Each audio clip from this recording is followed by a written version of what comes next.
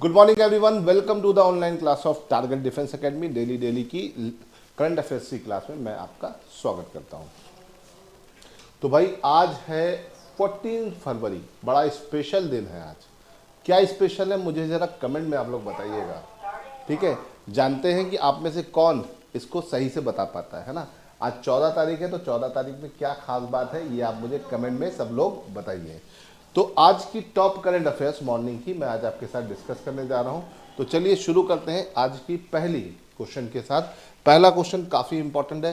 Who is the only Indian contender in the FIDE freestyle chess world championship. तो भैया FIDE की freestyle world chess championship हो रही है, कहाँ पर हो रही है? जर्मनी में हो रही है। तो उसमें फ्री स्टाइल मतलब काफ़ी अलग तरीके से होता है ये चैंपियनशिप। और इसमें भारत की को रिप्रेजेंट करने वाले व्यक्ति कौन हैं? आर प्रज्ञानंदा, डी गुकेश, अर्जुन अरिगेसी या विदित गुजराती। तो इसमें अगर हम बात करें तो भारत का सिर्फ एक ही कंटेंडर वहाँ गया है और दैट इज अर्जुन, ठीक है। अर्जुन वहाँ गए हैं और लेट्स सी, देखते हैं वो क्या करते हैं, है ना। बहुत इंपॉर्टेंट टूर्नामेंट होने वाला है ये, ठीक है। तो इसे याद रखिएगा। और he was the only sole representative. 8 participant है, उनमें से एक अर्जुन भी है, तो इन्हें याद रखिएगा। देखते हैं क्या होता है, ठीक है। अच्छा होगा, I hope so. India chess में काफ़ी अच्छा कर रहा है। सो क्वेश्चन नंबर 2 की तरफ चलते हैं। ये क्वेश्चन बड़ा अच्छा और यूनिक क्वेश्चन है। An athlete from which country was disqualified from the winter Olympic over the helmet tribute to war victim. तो वॉर विक्टिम को ट्रिब्यूट देने के लिए इनमें किस देश के एथलीट को डिस्क्वालीफाई कर दिया गया? ऑप्शन है रशिया, यूक्रेन, बेलारूस की पोलैंड, है ना। तो देखो यहाँ पर अगर हम बात करें तो वॉर वैसे तो कई जगह पर चल रही है ना, वॉर जैसी कंडीशंस कई जगह पर है, लेकिन काफ़ी लंबे टाइम से यूक्रेन और रशिया का जो कन्फ्लिक्ट चल रहा है उसे वॉर के फॉर्म में ही जान सकते हैं। तो रशिया ने काफ़ी सारे यूक्रेन के लोगों को मारा है, उसमें से इस कई सारे कोचेस, कई सारे स्पोर्ट्स प्लेयर्स की भी डेथ हो गई है। तो उसी को ट्रिब्यूट देने के लिए यूक्रेन के एक एथलीट ने ऐसा किया। उसने क्या किया, उसने अपने हेलमेट पर उन सब की फ़ोटोज़ लगा दिए, है ना।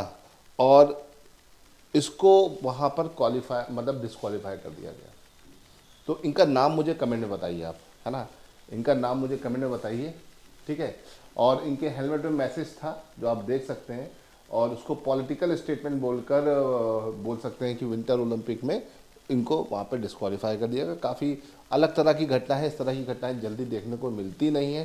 तो इस वजह से आपके लिए विंटर ओलंपिक का ये वाला पार्ट में, इस सेगमेंट में जो क्वेश्चन है काफ़ी इंपॉर्टेंट है, ठीक है। कमेंट में मुझे इस खिलाड़ी का नाम भी आप लोग बताइए, ठीक। चलो आगे बढ़ते हैं, क्वेश्चन नंबर 3 की तरफ चलते हैं। अच्छा इंटरेस्टिंग क्वेश्चन है। If your boarding pass shows SSSS, what is the full form of SSS? Boarding pass मतलब अगर आप एयरपोर्ट में जा रहे हैं और आपके बोर्डिंग पास में 4S लेटर बना है तो इसका मतलब क्या है ना।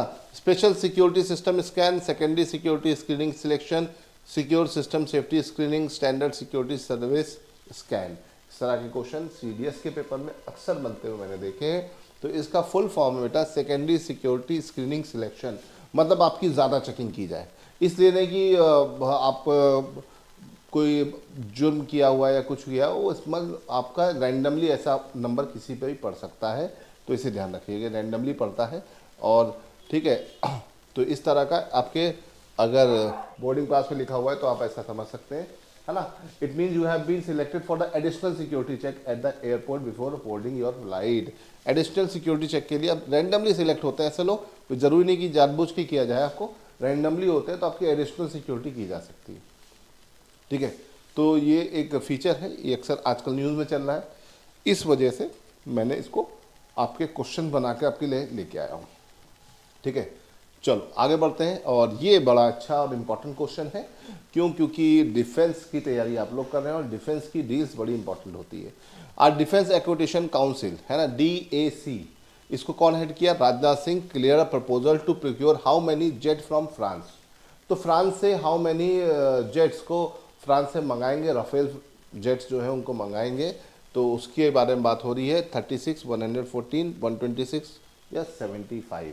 तो बच्चों जब हम यहाँ पे बात करते हैं कि कितने जेट्स मंगाए जाएंगे, राफेल्स मंगाए जाएंगे, तो उसमें बात करते हैं तो 114 114 जेट्स हम वहाँ से मंगाएंगे, इसे ध्यान रखिएगा, ठीक है। और ये अभी रिसेंटली ही डील हुई है, बात हुई है। इसमें एक खास बात है, वो खास बात क्या है भाई, इसमें से जो 114 है, 114 में से 90 जो हैं, जो 90 हैं वो इंडिया में ही बनेंगे, और उसमें से 50% पार्ट्स इंडिजीनियस होगा, मतलब इंडिया में ही निर्मित होगा। तो ये इसकी एक खास बात है। इस डील को लेकर राजनाथ सिंह ने ओके कर दिया है। 114 राफेल में से आपके 90 इंडिया में ही असेंबल होंगे, बनेंगे, और 50% उसमें क्या होगा, इंडियन होगा। पहले 30 के अबाउट था ये रेशियो, बट अभी ये हमें नई खबर के अनुसार इसको 50% पता चला है, तो इसे ध्यान रखिएगा। चलो आगे बढ़ते हैं, नेक्स्ट क्वेश्चन की तरफ चलते हैं। Question number 5। क्वेश्चन नंबर 5 काफ़ी ज़्यादा चर्चा में है आजकल। बहुत ज़्यादा साइबर फ्रॉड्स होते हैं, ऑनलाइन फ्रॉड्स होते हैं, उसके चलते आरबीआई ने एक गाइडलाइन निकाल दी है। उसी को गाइडलाइन को जब हमने पढ़ा तो मुझे लगा कि इस पर एक क्वेश्चन आपके लिए बनाना चाहिए, मैंने आपको बना दिया, ठीक है। RBI announce a compensation scheme for victim of financial fraud with a cap of, है ना। अगर गलती से आपके साथ कोई फाइनेंशियल फ्रॉड होता है तो आरबीआई ने क्या किया है, आपके लिए एक स्कीम लॉन्च की है। तो एक रिफंड अमाउंट आपको मिलेगा, कैप मिलेगा, पैसा मिलेगा। तो वो क्या अमाउंट होगा, 25,000 होगा, 80% ऑफ द फ्रॉड वैल्यू होगा, दोनों में से कोई भी हो सकता है जो कम हो, या कोई फिक्स कैप नहीं है। तो देखिए आरबीआई ने जो अपनी गाइडलाइन दी है उसमें बोला है कि भैया इसमें अगर मान लीजिए कोई आपके साथ ऑनलाइन फ्रॉड होता है, सपोज दैट कि आपका 40,000 आपके अकाउंट से निकल गया, है ना, तो आरबीआई ने बोल दिया है कि भैया 25,000 देंगे, या 85% देंगे, जो भी कम होगा। तो 25,000 दे देंगे, 85% नहीं दे सकते, 40,000 का 85% ज़्यादा हो जाएगा। लेकिन सपोज है कि आपका 20,000 का फ्रॉड हुआ है, तो 85 उसका कितना होता है भाई, आप जरा देखोगे तो आपका 17,000 होगा। तो 17,000 आरबीआई तुमको दे देगा, है ना, रिटर्न हो जाएगा।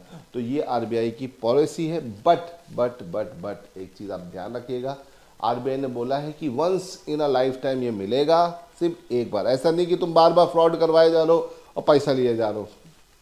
Once in a lifetime, ये आरबीआई ने बोल दिया है, इसे ध्यान रखिएगा। तो इस पर आपके पेपर में क्वेश्चन बन सकते हैं। अच्छा है, अच्छा सेगमेंट है, इसे ध्यान रखने वाला है, ठीक है। तो कंपनसेशन अमाउंट 25,000 तक मिल जाएगा आपको।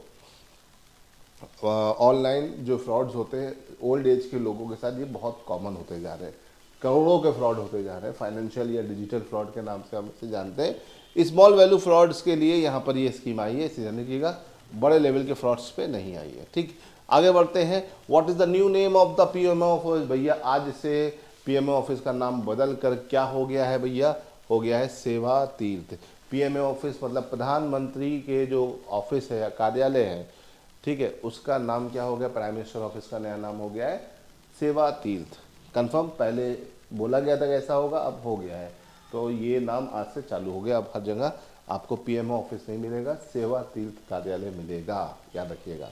चलो, तो ये जब उस टाइम न्यूज़ में आया था तब भी मैंने आपको बताया था, अब हो गया है तो आपको ध्यान रखना पड़ेगा। चलो आगे बढ़ते हैं। और what is the new base year for the consumer price index, तो भैया आपका कंज्यूमर प्राइस इंडेक्स सीपीआई का जो पिछला बेस ईयर था, डेट इज 2012, उसको चेंज करके क्या कर दिया गया है, 2024। मतलब महंगाई के नए आंकड़े बना दिए गए हैं, जिससे सरकार को का कहना है कि वो नई नई पॉलिसीज लाने में और नई नई चीज़ों को इम्प्लीमेंट करने में उनको आसानी होगी। बट अगर हम 2012 के हिसाब में देखते हो तो महंगाई काफ़ी बढ़ी हुई है। आज भी इसके हिसाब से देखेंगे तो हमें महंगाई उतनी बढ़ी हुई दिखाई नहीं देगी, है ना। तो सीपीआई का नया जो बेस ईयर हो गया है 2024 हो गया है, पहले क्या था 2012 था, इसे ध्यान रखिएगा, यूजफुल है, पेपर में आ सकता है, ठीक है। कंज्यूमर प्राइस इंडेक्स, ठीक। तो the new base year for the consumer price index has been updated 2024। तो इसको 100% बोलेंगे, उसके रिस्पेक्ट में कितनी बढ़ी है हम निकाल लेते हैं, बढ़ा है ना महंगाई। इससे पहले क्या था, 2012 था, ठीक। चलिए आगे बढ़ते हैं, क्वेश्चन नंबर 8 की तरफ चलते हैं। अच्छा सा प्यारा सा बढ़िया क्वेश्चन है ना। Consider the following countries, Ethiopia, Nigeria, Egypt, UAE. तो भैया पूछा जा रहा how many of these are the full member of BRICS. तो मैं आपको पहले भी बता चुका हूँ ब्रिक्स काफ़ी इंपॉर्टेंट है आपके पेपर के लिए, है ना। ब्रिक्स में तो भैया Brazil, Russia, India, China and south Africa है, लेकिन इसके अलावा और कौन से देश हैं तो मैंने आपको बताया था भैया ICU again, sorry ICU Indonesia लिख लेते हैं, ठीक है। तो इंडोनेशिया तो है ही है, एक तुम्हारा UAE है, एक तुम्हारा इजिप्ट है, एक तुम्हारा इथोपिया है, आई से तुम्हारा ईरान है। तो देखो यहाँ पे नाइजीरिया नहीं होगा, है ना, ये है, ये है, ये है, तो क्या आंसर हो जाएगा सी यहाँ पर बेटा एकदम सही जवाब हो जाएगा। अगर आपको मेरी बनाई हुई ट्रिक्स याद हैं तो आप आराम से क्वेश्चन कर ले जाओगे। इसका आंसर क्या हो जाएगा 3C, ठीक है। तो ब्रिक्स का फॉर्मेशन 2009 में हुआ था, इसकी पहली मीटिंग रशिया में हुई थी, ठीक है। और इथोपिया, इजिप्ट, UAE इसका मेंबर है, नाइजीरिया इसका मेंबर नहीं है, ठीक है। ये सब मेंबर जो है 1 तारीख से आप इनको देख सकते हो। सबसे रिसेंट मेंबर इंडोनेशिया बना है, ठीक है। चलो यहाँ से आगे बढ़ते हैं।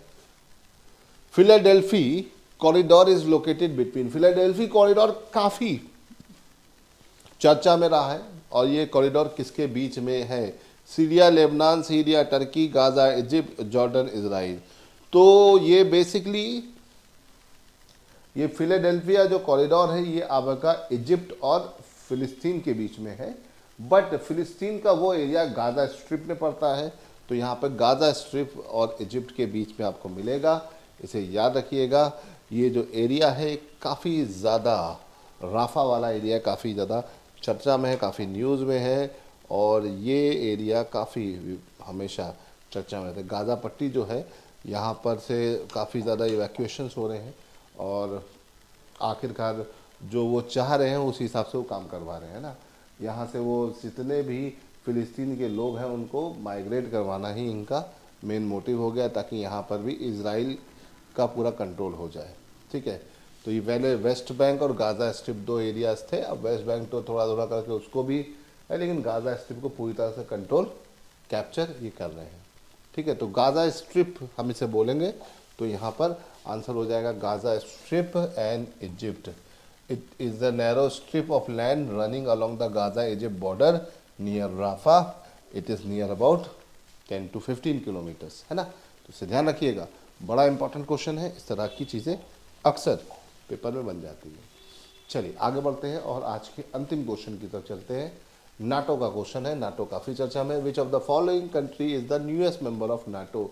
तो भैया नाटो का हाल फिलहाल में सबसे नया बना हुआ मेंबर कौन सा है? फिनलैंड, स्वीडन, नॉर्थ मैसिडोनिया या मॉन्टीनीग्रो? मॉन्टीनीग्रो, है ना।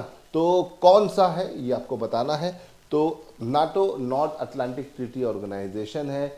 नाटो का हेडक्वार्टर मुझे कमेंट में बताइए, नाटो कब बना ये मुझे कमेंट में बताइए, और नाटो में कुल अभी कितने मेंबर हैं ये बताइए। इसका आंसर तो मैं आपको तुरंत बता रहा हूँ, इसका नया मेंबर है फिनलैंड। फिनलैंड सबसे न्यूएस्ट मेंबर है किसका? नाटो का, इसे भूलिएगा नहीं, ठीक है। तो ये बड़ा इम्पॉर्टेंट है, ध्यान रखने वाला है, ठीक है। ऑफिशियली 2023 में ये अनाउंसमेंट हुआ, और होते होते अब फाइनली इसका मेंबर ये हो गया है, तो ये ध्यान रखने वाली बात है। तो ये हो गए हमारे आज के टॉप 10 क्वेश्चंस। आई होप कि आपको मज़ा आया होगा, क्वेश्चन बढ़िया लगे तो सेशन को अपने और दोस्तों के साथ ज़रूर शेयर करिए, और कोई भी जो मैंने क्वेश्चंस पूछे हैं उनका आंसर आप मुझे कमेंट में दीजिए। और इस क्लास की PDF पाने के लिए आपको क्या करना है? टारगेट डिफेंस एकेडमी के टेलीग्राम चैनल को ज्वाइन कर लेना है। अगर आप NDA के लिए हैं तो NDA का टेलीग्राम चैनल ज्वाइन करिएगा, और CDS के लिए हैं तो CDS का कीजिएगा। चलो बच्चों, आज के लिए इतना रहने देते हैं, फिर मिलेंगे कुछ और नए करंट अफेयर्स के साथ। टिल देन गुड बाय, जय हिंद।